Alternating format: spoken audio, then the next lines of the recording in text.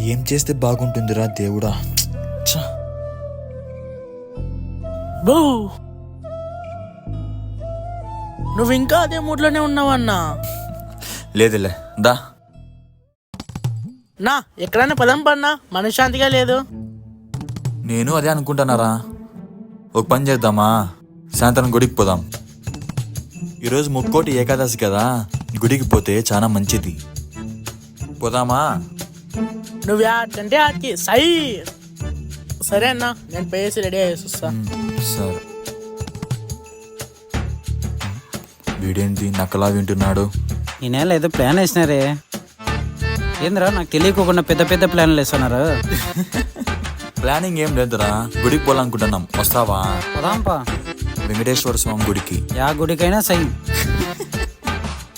ఈ మధ్య చాలా యాక్టింగ్ చేస్తాను. చెయ్యి చెయ్యి చెయ్యి.